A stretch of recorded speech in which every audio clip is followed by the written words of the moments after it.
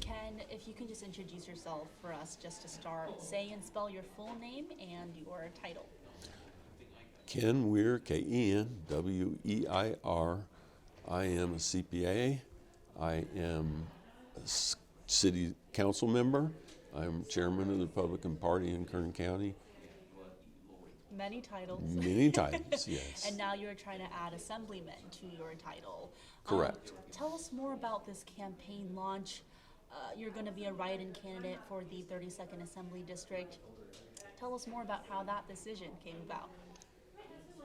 Well, it all kind of fell together because, the trouble at the top of the ticket, and it kind of conflicted everything. But I don't see any conflicts now. It's all set. We're raring to go. And one of my later questions was actually going to be, essentially, why did you decide to toss your name into a ring involving these seats that are of national attention, but also being critiqued by some, including Shirley Weber, our state's chief elections officer? Well, I didn't have anything to do with that to begin with. So I didn't get your question, I guess. Like you said, there was a ruling in the lawsuit. There isn't any conflict as of now, but I mean, technically the Secretary of State is still filing an appeal to that ruling that is allowing Assemblymember Fong to be on the congressional ballot. So the legal troubles may not quite be over as of now. So I was wondering why, in a way, you decided to throw your name out there and, in a way, enter kind of what could be a conflict top down. Well, I've always had a desire to be in the legislature. I love public service. I've been serving in public service for 30 years. I really, truly enjoy it. I think I have the skills and the attitude to be successful. And what's going on in Sacramento right now is it needs to go on, and it'll be what it will be. But for me, I want the seat. And if you want something, you need to go after it. And this is what I'm doing. And I don't think there's much confusion now. You go to the ballot, you get your ballot, you see Vince Fong, you write Ken Weir right below Vince Fong. Confusion's over. And there's your vote. There's my vote, right. Yes. I want to touch on that a little bit more later, but I want to focus on your campaign and your assembly plans. Like you said, you have years of public service experience at the local level, right? And right Yes. now you're representing part of Bakersfield. How does that translate to this assembly role, in which you'll be representing the entire city of Bakersfield and more? It's a broader area, more differences in the area, but it's the same approach that you have, no matter if it's a school board or if it's city council. You have to be out, you have to be in contact with constituents, you have to be listen to them and make sure that they're not ignored. And I think we can do that. How well do you know the constituents out in Tulare? Well, we're going to find out. But we have endorsement from Connie Conway in Tulare, so she's going to help us, and I think we've got all the bases covered. Zach Scrivener's in the south part of the Kern County, in the area, and then I'm in Bakersfield, and Connie Conway's in Tulare. And to talk more about certain issues, I know homelessness is always a big conversation here in Bakersfield, here in Kern County, and throughout California. So let's talk more about how you have proposed dealing with the issue of homelessness here in Bakersfield, and will that translate to your presence in the assembly and what you argue for there? Well, homeless is one problem. Crime is another problem. And we can set up different setups for each group. But what has to happen is the homeless that are stealing and taking property and not even blinking an eye about it, they need to be need to have consequences for that. And I know the laws are not written in that way, and they're very liberal, but we need to have consequences. If we're going to solve this problem, we have to have consequences. And when it comes to the criminal homeless, that we need a whole different discussion about, because the criminals need to be in their own area. They need special treatment, and there's no way that we can handle them outside in normal public areas. And here in Bakersfield, I know millions are invested annually into tackling the homelessness problem, whether it's clearing up encampments or, you know, supporting local projects like, I'm blanking now, but what is it called? On M Street, we have The homeless center. Yes, the homeless. Yeah, there is shelters. The right? shelter. Right, yes. at the city and county levels. Yes. Do you agree with how much is being spent in tackling the homelessness problem, and how the funds are being spent? Well, I believe there's several problems here, and I don't think that we're addressing maybe one of the biggest problems, because we have people in the shelter, and God knows we don't want to grow the shelter. I mean, that's not the purpose here. We don't want a bigger shelter. We want less people that need shelters. And so over the last 4 years, we spent $130 million on homeless alone, not including other costs that are out there. So the homeless shelter, it serves a good purpose, and it's working well, but it's not a solution to the problem. We need to get the crime handled. The people could go out, and the legislature says, "Oh, you only stole $900. Okay, you could go." That's all. Well, not to me. You steal $1, you go to jail. There's consequences for that. So crime is that larger issue above homelessness you're talking about, that kind of overarching larger issue. If you can get a hold of crime, and you can actually separate the criminals from the regular population, I think you've got a chance then. I think it's a good chance too.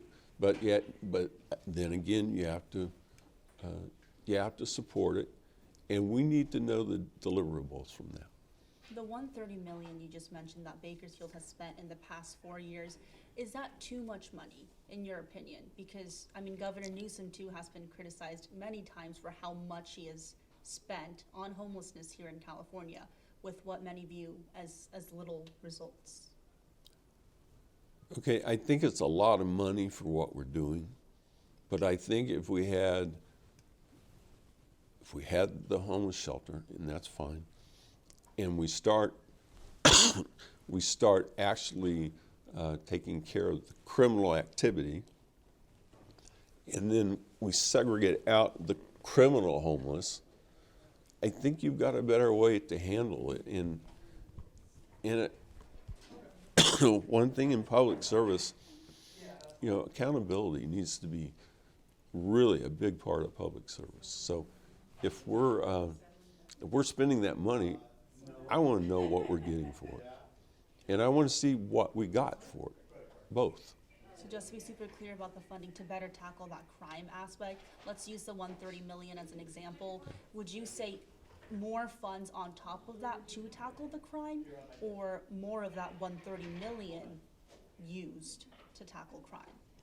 Well, I can't answer that because we don't have that opportunity right now to even do that. So if there is the opportunity, would you support investing more funds on top of what's already invested into homelessness to better tackle the crime you mentioned? I think when you segregate those three groups, then it's time to look and see what funding it requires.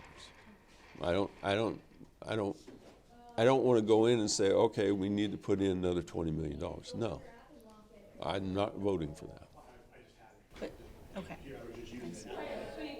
You talked about crime, retail theft. I know quality of life, that's all very big throughout California.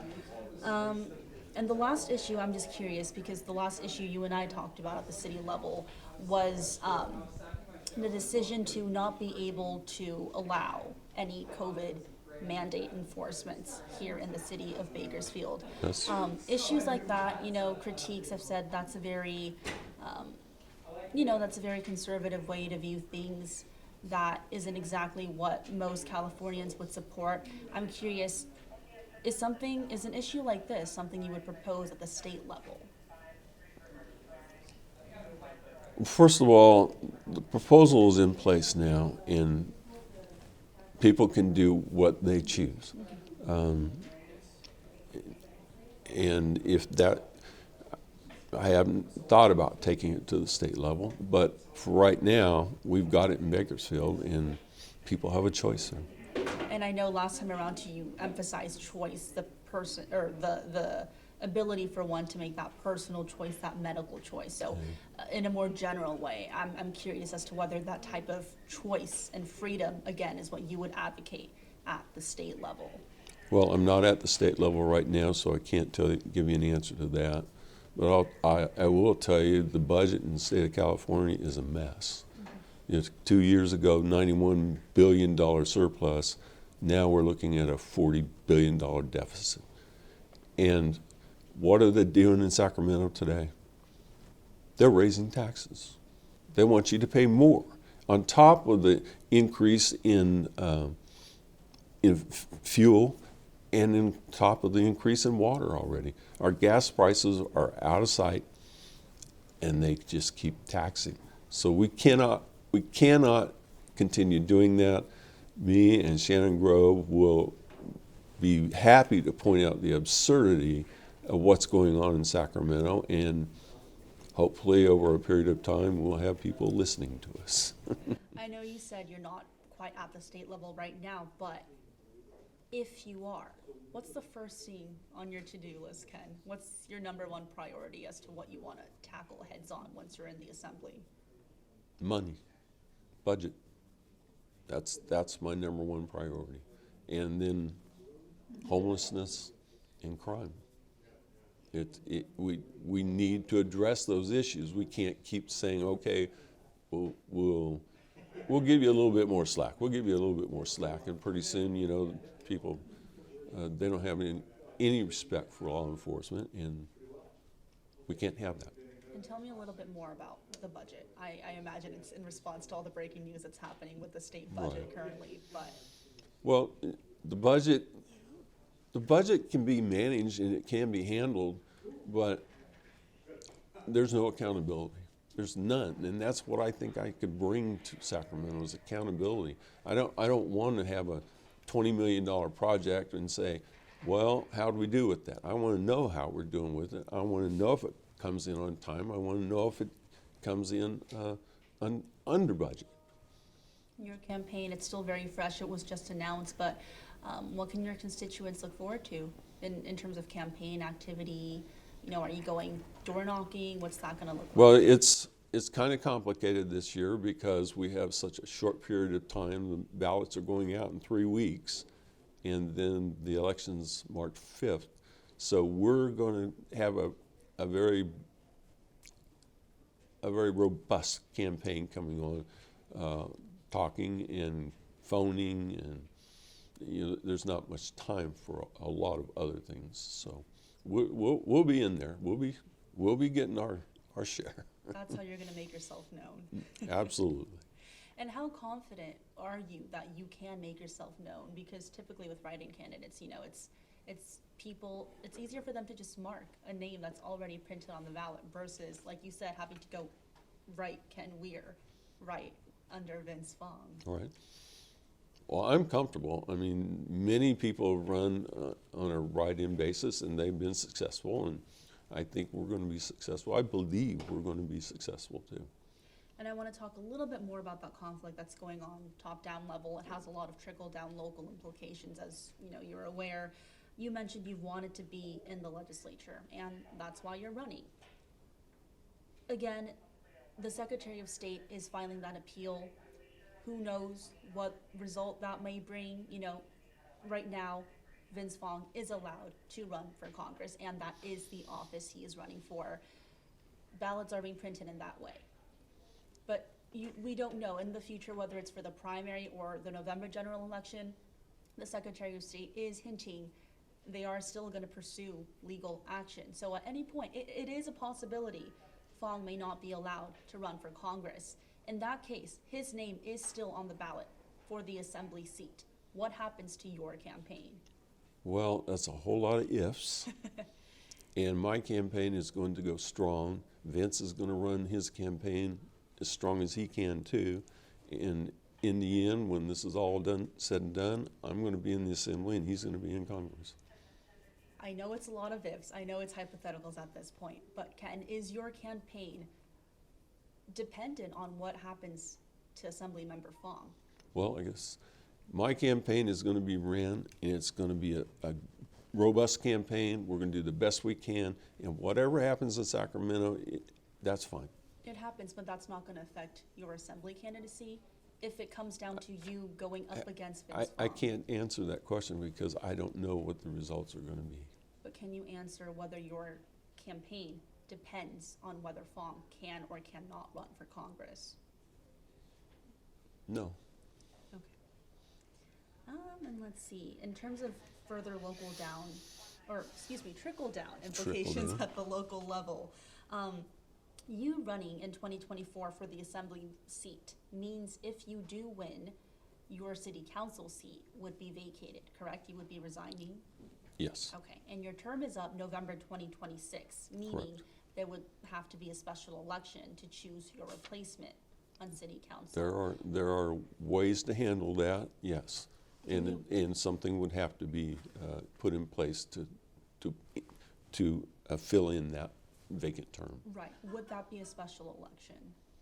Well, it could be. I can't answer that because I'm only one council member, but there are ways to do that, and I don't know what the rest of the council has in mind. I'm focusing on my campaign. Are you still considering those trickle-down effects, though? And the reason I ask about the special election, Ken, is because with Congressman McCarthy's seat alone, we can see up to 4 elections, right? You have the primary special election, potential runoff there, and then you have the March primary for his full term as planned, and you have the November general. So that's 4 we can see with McCarthy's seat.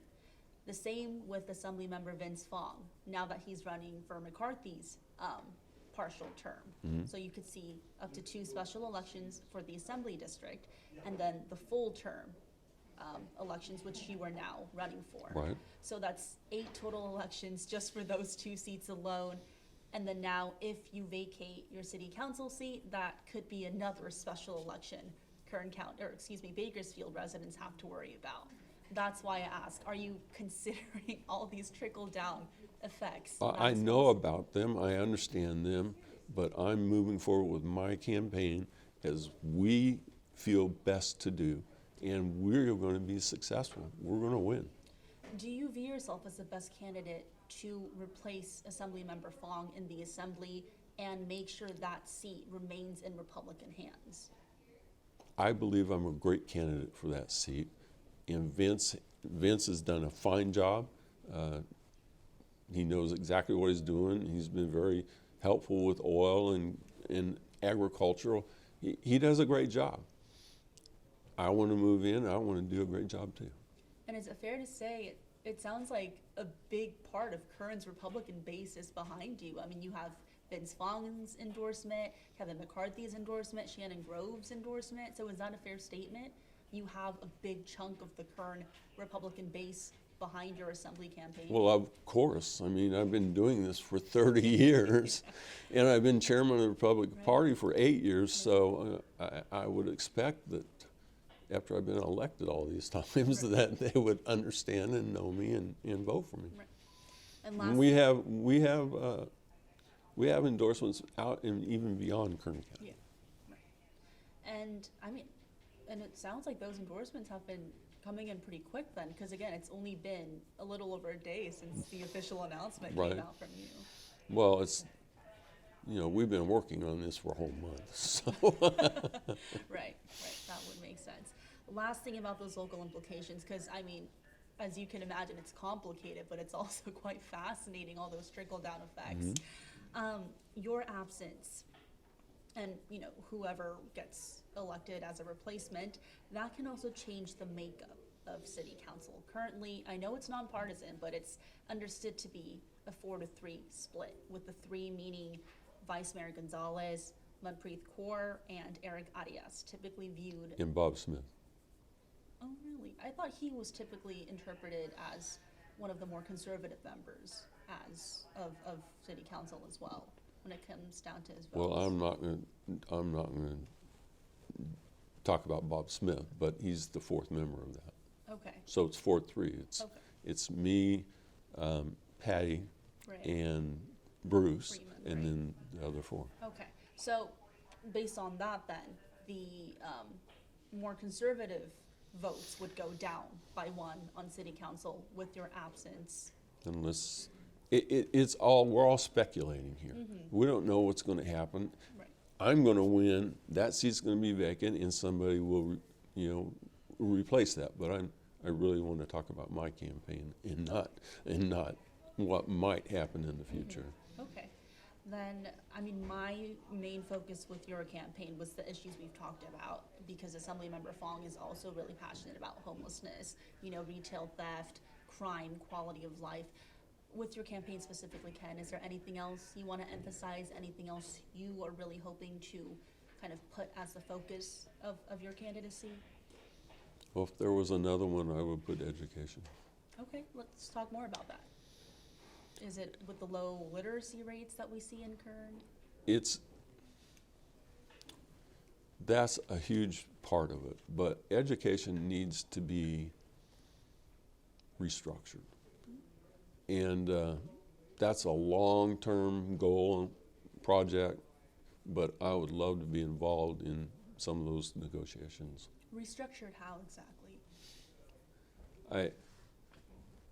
I don't want to get into a lot of depth on this. Okay. I really want to talk about my campaign. Well, I understand, but if that is something you. It's even just if one, it depends on where I land in assignments and all that. Right. But I think education is something that if somebody really, really, really understood things that are happening in there, and they made changes, I think you find the kids would be happier, the teachers would be happier, the administration would be happier.